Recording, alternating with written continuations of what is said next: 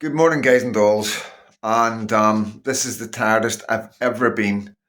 Um, I might have a wee break today. I might feel better in a bit, you know what I mean? But up to 3 o'clock last night. And then I tried to have the dogs up in the room because I've got a wee bit I can put them. And I had like a cage sort of thing set up for them. So they were in the room at least, you know what I mean? But Tulip got out of it, I think about 4 o'clock in the morning, just got an hour's sleep. So I had to get up, get her down the stairs. Boy, he was out cold, so I just left boy. And then about 2 hours later, boy got up, got out. So, but I didn't realise I was such a light sleeper. I don't know if it's because of the baby. Um, but lights doing my not then. It's really bright outside. Uh, I don't know if it's because of the baby, but every noise.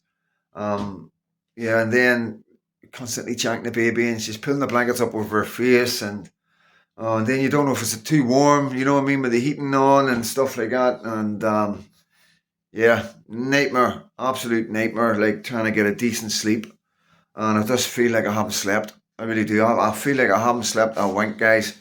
And I've got a couple of things in my mind on my mind that bring these, but it's just sitting down researching right now. I need to look and find some stuff because I know what I want to bring is a far left guy who's been totally exposed um, by by himself basically.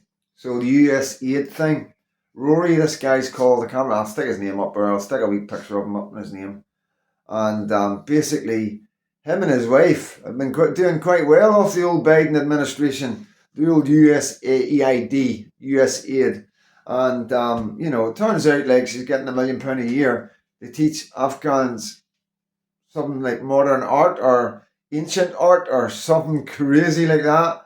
And yeah, so quite interesting. Going to put that together, let Dan see that, get his opinion on what he thinks his his money was going to, because basically it's his money that he's been paying taxes. Dan works hard, and he pays taxes, and his taxes are going to this character and his wife. So think that needs to be highlighted. Other guys will be doing it. Other YouTubers will be doing it. You know what I mean?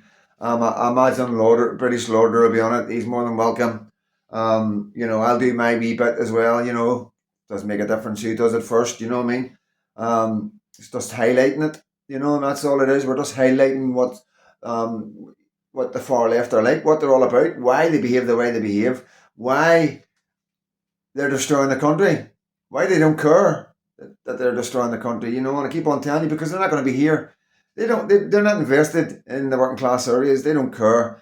They don't have to live where we live. They don't have to put up with what we put up with. Like I say, their kids go to private school. They get private education, private health care. They're making millions and millions off the back of all this. You know what I mean?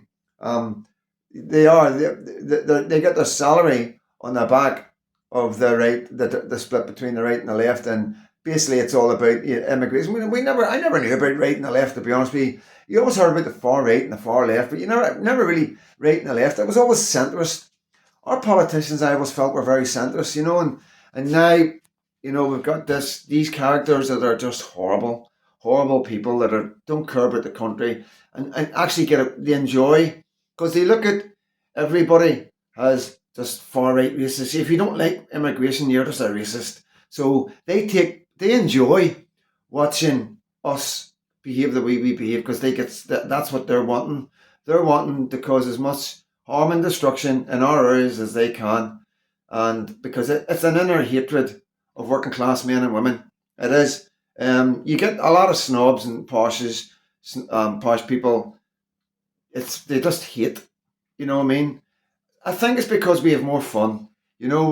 After you've done once you've got so much money, guys, and you do everything. Like I say, life isn't as fun anymore. Having dreams and ambitions is what makes us drive. It makes us, buzz. It makes us give us our spark. It keeps us going because we've all got goals. We've all got dreams. One day, one day, one day, and that's what makes us different from them. You know what I mean? And they don't like that. They hate that. You know what I mean? How can they be so happy with so little?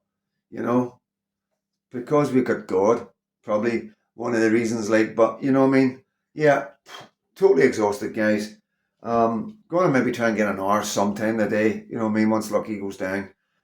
She's just awake. You know what I mean? It's 10:30, and I did manage to sleep until 9:30, which is, but that's made me really sleepy and like fog. I'm not used to it. I'm not used to getting up at that time. My whole sleeping pattern's way off, and yeah, exhausted. Katie's breastfeeding right now. Baby's unsettled, teething, really, really like just coming off the breast and putting her thumb and fingers in her mouth and looking at you, and you can just tell. You can just tell. And then she'll have a moment where I'll be talking to her and she gives me the big amazing smile and just like melts my heart and she's so happy and you can see it in her eyes. And then bang, she's crying again because of her teeth and it just breaks my heart because I know that she's such a happy child and she's so happy to be in this world and she loves her mummy and daddy. I can see that at 3 months. I can see that. You can see her holding her own battle, guys. This girl's coming on. You know, this is. I don't know. I think there's a generation of children that are going to come that are going to be really intelligent. I really do. I believe that in my heart, and I'm going to make sure I make the most of it. I'm going to make sure I lay down the foundations that other people around Lucky know what I expect Lucky to be like, and what I expect other people to treat Lucky, bring her on. If anything ever happens to me, I want her brought on to be successful. Hopefully to go into politics. That's my dream, my personal dream for my daughter as a father. You know, I want her to, help the working class kids. I want her to help vulnerable kids. And I don't want her to look at money and holidays and fast cars and designer clothes. I want to teach her early that there are material things that don't mean anything and happiness comes from a lot more deeper, more satisfying things than that. And I want to get that across to her as early as possible so she gets the most out of life. And I'm going to set her up to make sure she understands she's going to get hurt, she's going to get knocked down, she's going to get, people are going to let her down. And no matter how hard she tries, and no matter how hard people convince her, people are still going to let her down, and I'm going to teach her that early as well. So yeah, she's going to have a good father, a good upbringing, who's going to teach her from the my experiences and how I've been treated and how I think kids should be treated. You know what I mean? Simple as that. You know what I mean? So listen, guys, all my love. God bless.